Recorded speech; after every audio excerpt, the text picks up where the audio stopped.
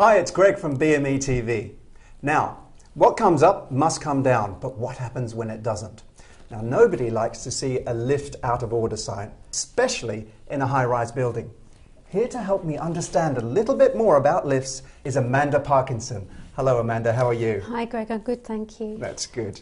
Now, lifts are the bane of our lives, but why do they always break down when I need them most? Well, dare I say, it's generally because you've got a high usage building, lots of occupants, all wanting to use it at the same time of the day, morning, break time, end of the day. And most of the breakdowns are caused by end user, so the passenger, that's you or I. Yeah. Right, okay. So it's their fault. Pretty much, yeah. I mean, you've got to think that if a building it has lots of occupants, they'll be moving floors, they'll be moving furniture, documents, etc. That can affect the weight. They'll ram it open, dare I say, with a chair or a box. Really? Right. That happens regularly. Yes. So you'll have a breakdown, obviously, from that. And quite often you'll be standing in a lift punching away at a button, and again, damage will be done on that. Right.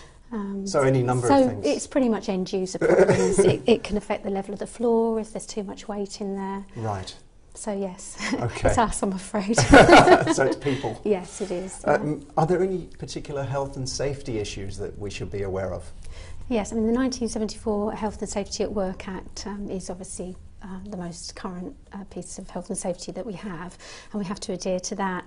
On top of that, you've got the elevator and lift regulations for it, which is local, but that will bring you up to date. Now, any facilities manager who is responsible for the premises and the facilities on that building will be responsible if they don't look after it adequately. That means a professional company to maintain it. I don't think everyone's aware of that.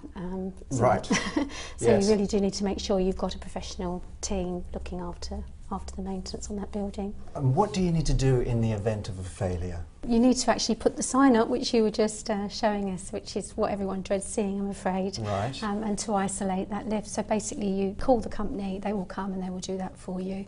But in the meantime, put the sign up so no one uses it. Right. The biggest problem with any lifts is they normally work not singularly, they work as perhaps a pair or a bank. And that's quite often why you'll press the button continually, constantly on that lift, and the other one will be out of order because someone's stopped it, opened the door on another floor.